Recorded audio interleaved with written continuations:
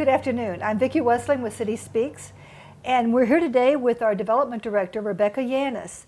City Speaks is a show for the residents for the City of Dunkirk. It's a show that's brought to you by Mayor Rosas and his administration in order to ensure transparency and to let you know what's happening within our city.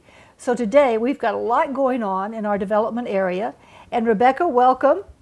Yeah. Thank you so much for having me today. I'm really happy to be here to give some updates for the City of Dunkirk. Right, and there are a lot of things that people want to know, and of course on everybody's mind, they want to know what's going on with that dog park. Tell me about it. Yeah, so I've got my list right here that we've been working on. Specifically, I've been meeting with the DPW and the Parks Department to go over the different items that we have to get done to get this officially open. They're working hard. Hopefully within the next few weeks we have it opened. Some of the items that have been tricky that we've been working on is that we want to put together kind of a parking lot right in front of it. So there's a lot of stumps that have to be removed. So DPW and Parks are working on getting those stumps grinded down. Then some millings have to be laid out to create more of a parking area for the park. So that's been a little bit of a tricky area that is getting done. Also installing all of our main signage, installing our dog park rules.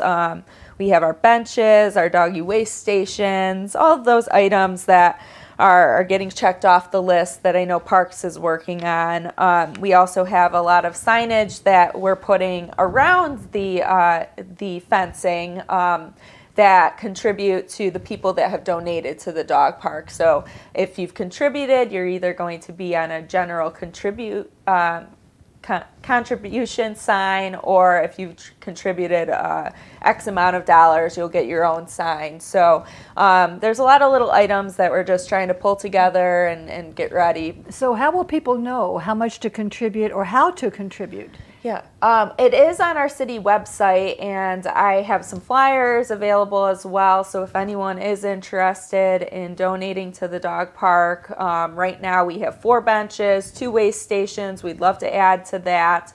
But really, right now, we're just at that phase of getting it open and up and going. But eventually, we'd love to be able to have a water connection for water at the dog park. Right now, a lot of dog parks that don't have water, people usually just bring big jugs, and we'll have some containers for the dogs to drink water out of. But other than that, it's kind of just bringing your own water. But eventually it'd be nice to have just, the water available right there. So that will be kind of a phase 2. Right now we're really just focused on getting this thing open. What's nice is that there's some nice long areas for the big dog park side, and then we also have a side for the smaller dogs. So if your small dog isn't that comfortable going on the big side, it does have its own side, which is nice. Okay, good. Yeah. When will we be able to bring the dogs there?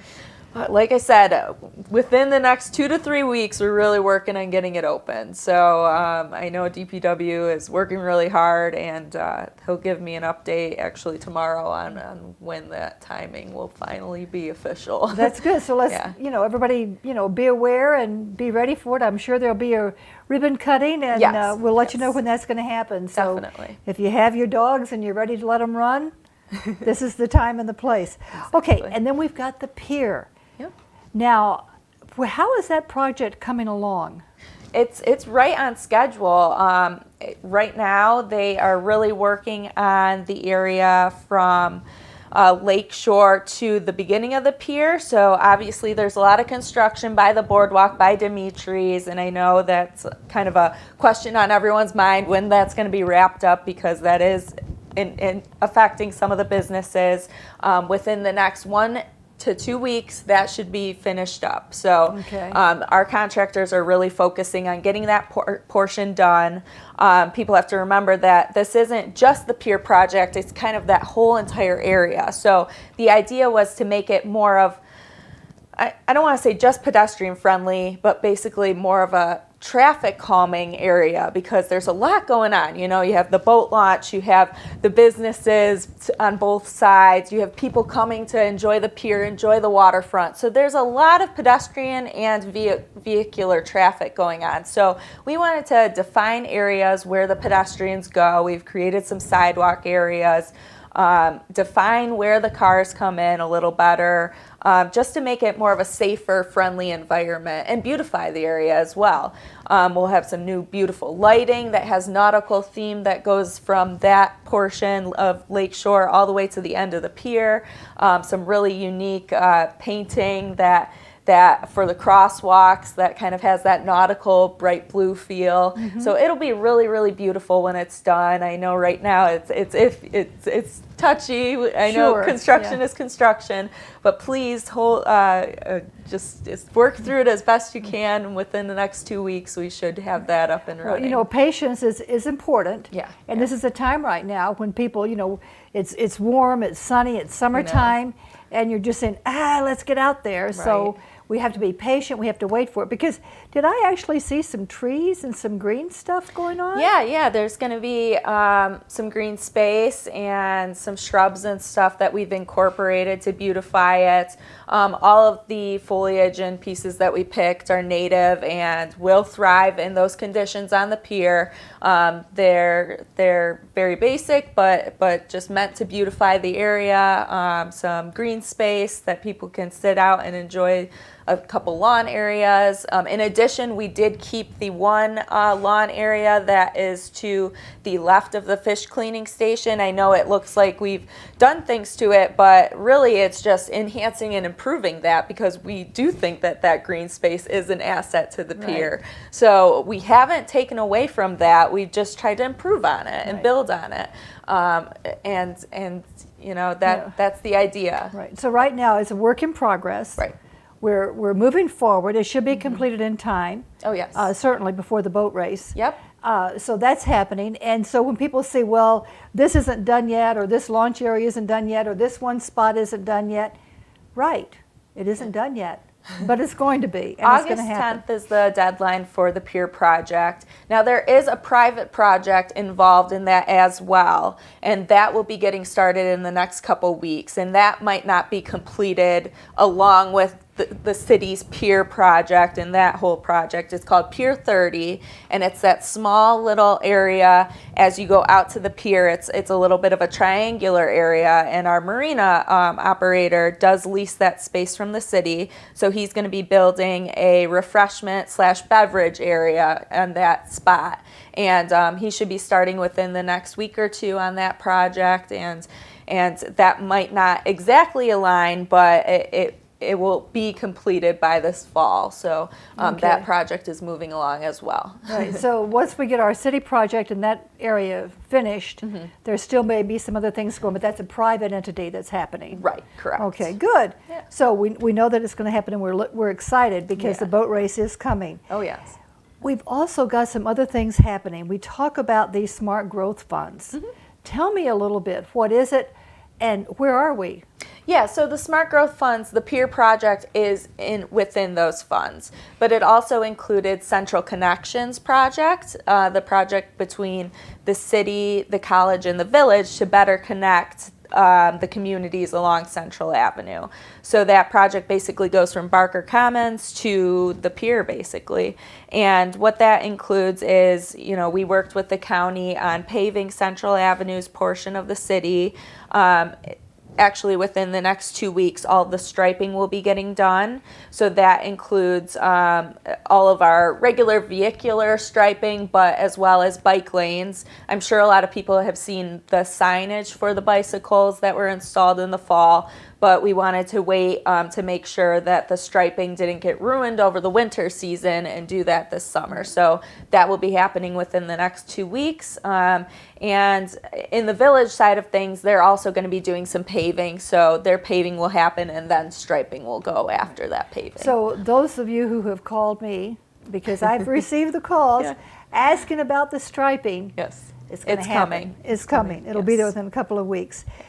Wright Park is getting a lot of activity with all the work that we did, that you have done. with the splash pad and everything that's happening. And we talk about Wright Park Phase 2. Mm-hmm. Yeah. What is Wright Park Phase 2? Sure. So when we got grant funding to do Wright Park Phase 1, and the list of items that we wanted to get done with that funding was more than our grant funding covered. So there were items such as a playground, improving the bike lanes and pedestrian walking paths around the area, better connecting Wright Park to the neighborhoods surrounding the area, that got left off in Phase 1. So we're going to be going for grant funding through New York State's Consolidated Funding Application, and those are due at the end of this July, and we'll be going for funding to implement those projects. So we want to do an all-inclusive playground that, is good for all kids, but also handicapped accessible. So we're looking at funding to do a really nice playground there, as well as improving those bike and pedestrian paths and better connections to those neighborhoods. So that's hopefully, fingers crossed, that in December we hear if we get funding for that project. So you're moving in that direction also. Things are right. always happening with our parks. It's amazing. Yeah. I just love it. Yeah, we have beautiful parks, and I know that the mayor really wanted to focus on improving those, and he really wanted to get a splash pad up and going in the first phase, so that was our focus. Pickleball courts are hugely used in the city, so we were excited to get that. And then the futsal courts are something that the kids really enjoy, so it's a great project. Right, yeah. and it really has enhanced that entire area down there, and is busy all the time. Yeah. We've had a couple of things that are going on, and one of them, everybody keeps asking, what's going on with NRG? What's going on with NRG? Oh, yeah. We have a study. Explain a little bit about where we are with this and what the study is all about.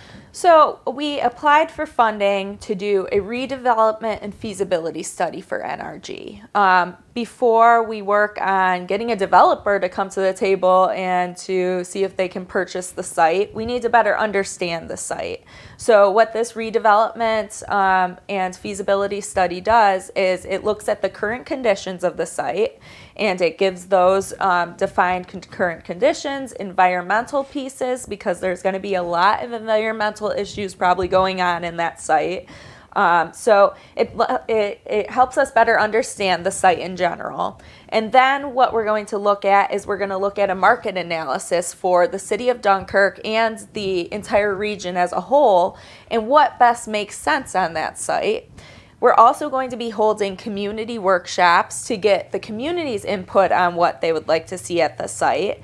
But we have to be realistic, because our current conditions will tell us if this could be put on the site or that. You might, depending on the environmentals, we might not be able to demo and put a community on there, So there's a lot of pieces that we need to figure out and understand about the site before we go out to find that developer. And this will help us look at different options, and we're going to ultimately, out of this study, end up with 3 different feasibility options that we can look at. It will define the costs of those options, the cost of demos, and in addition, funding grant opportunities that we can look at to make these options a reality. So it's really a great start. We're really trying to be proactive about this, because we understand that this is a huge tax base that the city of Dunkirk has lost, that the schools and the county has lost. So we're trying to be proactive.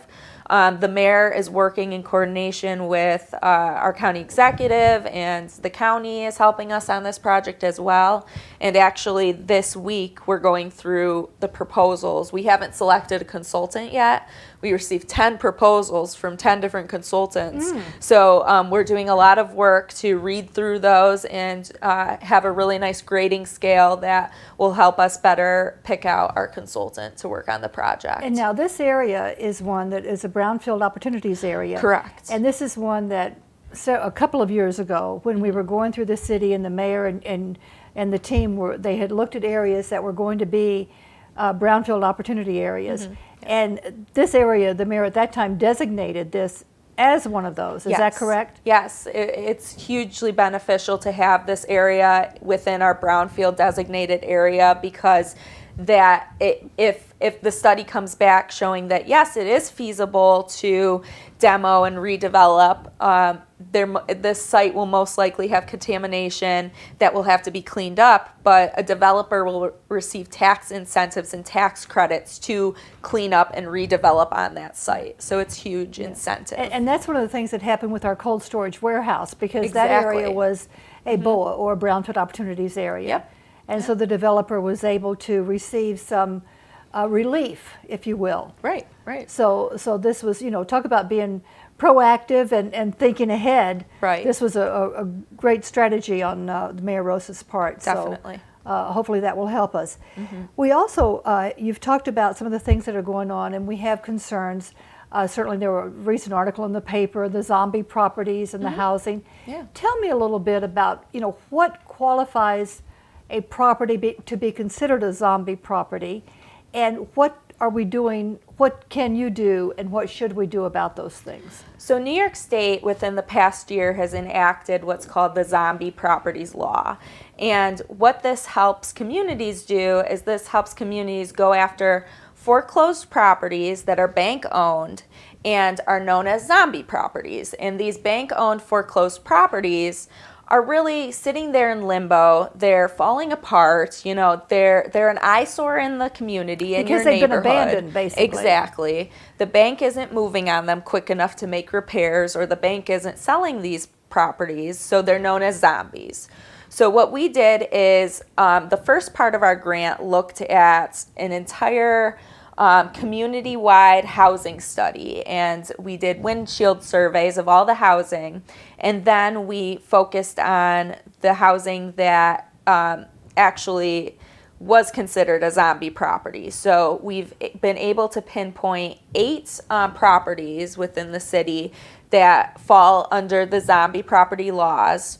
Our code enforcement team has been constantly going to these properties. You need some good backup to make your case when you take this to the courts. So they've been doing their due diligence to go to the site to document any issues or concerns with the sites, and then we file a lawsuit against these banks to say, hey, you need to make the improvements, you need to get this back on the market. This can't be sitting there bringing down a neighborhood, because it negatively impacts our whole entire neighborhoods. And we really tried to focus on the neighborhoods that out of our Choosing Dunkirk study, we defined our healthy neighborhoods, our middle neighborhoods, and our really distressed neighborhoods.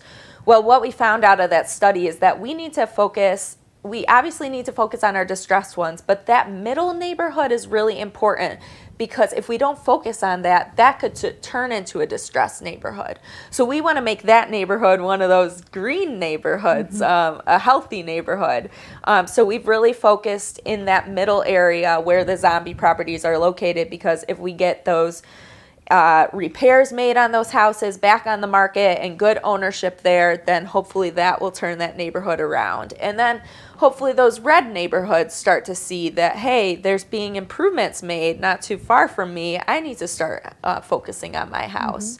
So that's kind of the way we're trying to move. And we've recently filed these lawsuits against 7 of the 8 zombie properties. One of the properties, we have been able to get in touch with the bank, and they are making the repairs. So this is working. North Tonawanda and Niagara Falls are doing this as well, and they're seeing improvements as well. So really our hope is that through the lawsuits, the banks will say, hey, yes, I need to make my improvements to the houses that our code enforcement officers have written up, and then hopefully they get it back on the market quickly.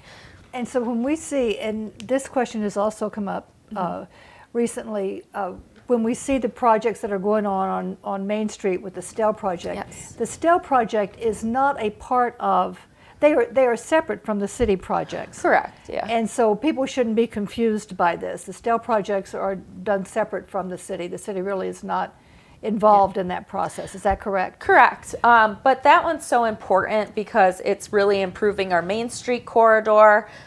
When we work with the land bank and we work with what properties we should be demoing or improving, we look at those areas that are already getting that investment from the Stell properties, and that's where we've been trying to work with Gina at the land bank to go after some of the foreclosure properties that are surrounding that neighborhood to improve the overall community. So while we're certainly collaborating and working in concert with what they're doing, the Stell project really is not a city project. Correct. Yeah. So people need to understand that. We've also had, recently there was some activity, and I know you discussed this in your recent Economic Development Committee, about this tree survey with our trees and our forestry. Tell me a little bit about what's going on with that and explain it to me. Yeah, so the mayor really wanted to see improvements along different corridors of our neighborhoods, down Central Avenue, Main Street, 4th Street. He wanted to see some streetscape enhancements, beautifying, increasing trees. And before we go after grant funding to get funding to actually plant those trees, we need to better understand our public parks and our trees within those streets and kind of define what trees work in what areas. So we went after grant funding to do a tree inventory and management plan for the entire city, all public property. So we recently just passed the resolution council just passed the resolution to hire Davy Resources. They're a certified arborist, and they will be coming on board within the next week. We'll be doing a kickoff meeting. Revitalize Dunkirk's highly involved. Our Parks Department, our DPW department will be involved in the process as well. And what will be happening is that Davy Resources will be going out and surveying all of the city's public property, as well as our streets, and first putting together that inventory of what trees we have. It will also include things like what trees are dying that our DPW needs to take down, what branches they need to take down. So it's really helpful in that aspect as well. But they'll also define what areas need more trees planted, what type of tree. Sometimes telephone poles are in the way, so you don't want to plant a tree that's going to hit those. So they're the experts that will define what trees and where that should go. And this is for public property. This is not Right. on private property, and Correct. that needs to be understood too. Yeah. That if you've got a tree in your yard, forget it. This isn't exactly what's going to happen Right. there. We have talked about so many things, and you have got so much going on with all of the grants. What is the one big thing that you're that you're excited about having accomplished in the immediate future, and what are you looking for the next year? Yeah, so we recently put in, this is the 4th year that New York State has made available the Downtown Revitalization Initiative, and that's the $10 million grant. We 2 years ago received $2.5 million out of this grant application, but this year we put in again for the $10 million. And it's our hopes that we will be hopefully receiving these funds this year. That's fingers crossed. That's the whole point. And this really helps build and improve on our downtown area. So Central Avenue is kind of that next place that the mayor really wants to focus on, and that makes the most sense. We have a lot of vacant properties. We want to bring business back to downtown. And this Downtown Revitalization Initiative really looks at doing just that. So we've got a facade improvement program that we have proposed in our plan. We've proposed redevelopment of the vacant lot across from City Hall where the old Masonic Temple was. Projects such as improving the Coburn block. The Regent Theater that is vacant, that's a project that we're proposing to redo. The Adams Art Center is a big one. So bringing those cultural pieces and those things to do downtown is huge, as well as improving the look of our buildings to hopefully get more private business investment in our downtown area. So that's kind of the big focus and the hope that we win that funding so that we can start implementing those projects. For next year. That is great. Right. Well, Rebecca, thank you so much. And I know you're busy. Yeah. I know you've got so much going on. I mean, we have a whole list here, and I'm sure we haven't even covered all of it. So, Right. you know, if there's anything else that you think that the residents need to know, anything I've missed that you think's important for them now? Gosh, I think we've covered most of it. I've got my list as well, but no, we're always available. If you ever want to reach out, stop by our office, pick my brain. You know, we're there all the time. 342 Central in the Stearns Building. So please stop by. Okay, well, thank you so much, Rebecca. Yeah. Thank you for coming in. Thank you. Thank you Thank for all of having you me. for watching. And if you want to know what's happening in the city, certainly tune into City Speaks. Give Rebecca a call. Visit our website. You can let us know what you think. If you have questions, concerns, comments, you want the mayor to answer something, let me know. Contact me at vwestling@cityofdunkirk.com. Call me on my direct line, 363-6888. Give us a call. Let us know what you think. Snail mail me at City Hall.